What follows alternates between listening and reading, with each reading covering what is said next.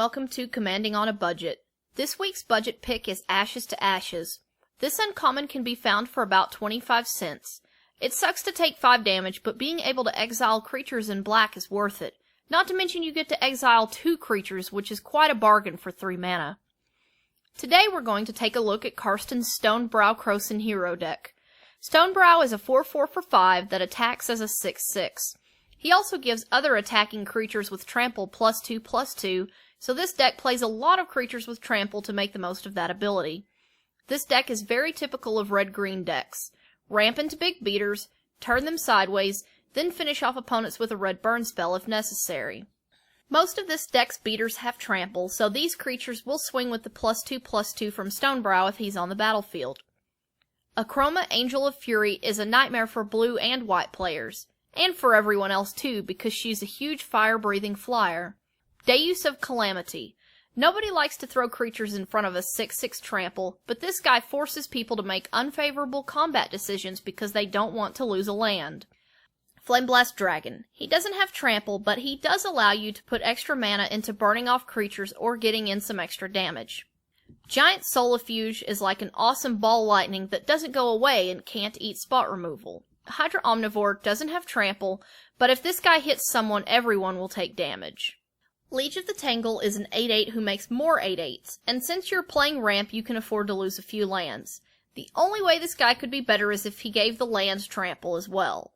Lightning Serpent is essentially an X-Burn spell on a body and is great post-Wrath. Living Hive. People will fall over themselves to block this guy because no one wants an army of insects in addition to a 6/6 trample. Moldgraph Monstrosity.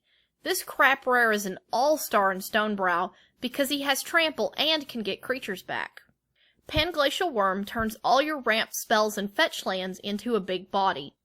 Pelika Worm gives you a bit of life gain and draws a card. Giant Aedophage. What's better than a 7/7 trample? Lots of 7/7s with trample. Rapacious One helps you make extra mana to put into more beaters or an X-Burn spell. Terra Stomper and Thunderblust are big, dumb beaters with trample. When you're playing a deck designed to win in the red zone, your creatures will need support no matter how powerful they are. Anger, Fervor, and Fires of Yavimaya all give your creatures haste. Brawn. When he's in your graveyard, he gives even the smallest utility creature trample, which means they'll be sizable beaters with Stonebrow out. Avatar of Slaughter. Sure, he affects your opponent's creatures as well, but if your opponents aren't playing dedicated aggro, you'll reap more benefits than they will. Overrun. The classic aggro finisher. Kamahl Fist of Krosa gives you as many overruns as you have the mana for, in addition to making people think twice about those wraths. Overwhelming Stampede. All those 6/6s and 8/8s will really pull their weight when you cast this card. If no one has a fog or counterspell, then someone will be losing the game when you cast it. Triumph of the Hordes. Even if your playgroup has house-ruled poison to be 15 or even 20 counters, this card will still be a great win con. Hellkite Charger gives you extra combat phases. Nature's Will allows you to cast a lot of expensive cards in one turn, in addition to being a potential combo with Hellkite Charger. Pyreheart Wolf and Vorak Battlehorns make blocking your creatures a lot harder to do, especially if your opponents only have one creature.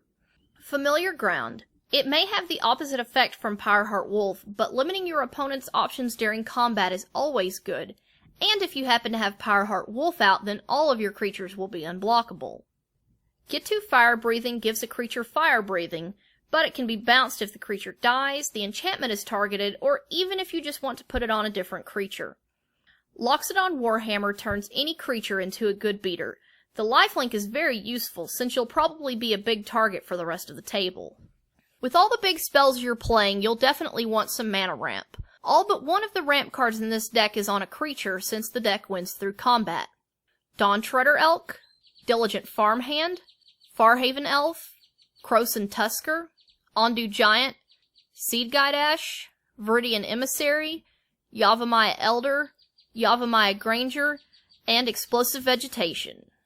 If turning huge trampoly beaters sideways doesn't work, then hitting someone with a big X-Burn spell to the face probably will. Clan Defiance is the green-red player's dream burn spell. You don't have to choose between hitting a creature or a player, because Clan Defiance can do both, and it hits 2 creatures. Banefire and Demonfire are both uncounterable if certain conditions are met. Red Sun Zenith exiles the creature it targets and then recycles itself. Comet Storm is an instant and can hit a lot of targets. Rolling Thunder can dish out a lot of damage without having to pay extra mana for additional targets. Volcanic Geyser. It may not be as crazy as Comet Storm, but it's still an instant. Devil's Play can be used twice. Karavek's Torch is very hard to counter. Next we have the non-burn removal. Acidic Slime and Mold Shambler can take care of problem permanents, and Mold Shambler can hit planeswalkers. Steel Hellkite wipes out blockers and other permanents, and his fire breathing is a lot more relevant in this deck.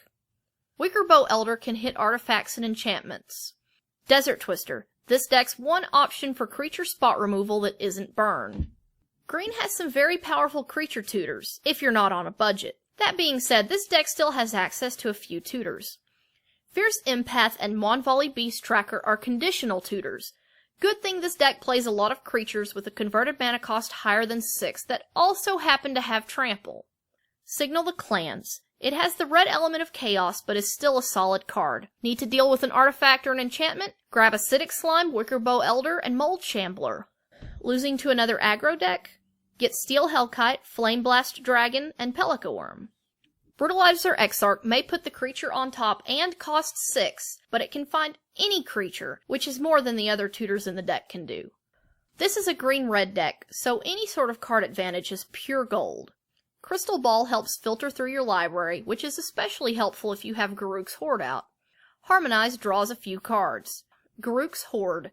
This guy will help you power out even more creatures. Soul of the Harvest gives you cards for creatures on top of being a 6/6 trample. Garruk's Pack Leader might as well be Soul of the Harvest number 2 in this deck. Only 12 of the deck's 40 creatures won't trigger his ability.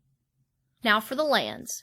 Evolving Wilds, Fungal Reaches, Gruul Turf, Jund Panorama, Kazandu Refuge, Naya Panorama, Shivan Oasis, Terramorphic Expanse, and 17 Forests and 10 Mountains. Next we have the non-budget acquisitions. Greater Good would help draw a lot of cards with all the big creatures in the deck. Court of Calling and Green Sun Zenith are solid tutor options. Chaos Warp is a great removal spell. Craterhoof Behemoth helps with a big damage swing. Blightsteel Colossus and Darksteel Colossus are big, indestructible dudes with trample. Vigor would make your creatures even more terrifying and has trample himself. Woodfall Primus is removal on a trampling body, which is perfect for this deck. Now on to the strengths and weaknesses of the deck. The deck's strengths. This deck has a lot of ramp to help you get the ball rolling quickly. A lot of opponents won't take you seriously until it's too late. It deals a lot of damage very quickly. There are so many creatures in the deck that removal spells aren't as effective. The weaknesses. This deck is devoted to aggro, so there isn't much room for spot removal.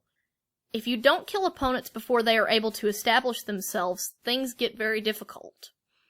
Like any aggro deck, this deck has a hard time dealing with dedicated control. The deck relies on Stonebrow, who gets killed a lot. You should play this deck if you want a deck that relies on its general. You like decks that make subpar cards really good. You love trample, or you're a Gruul fan.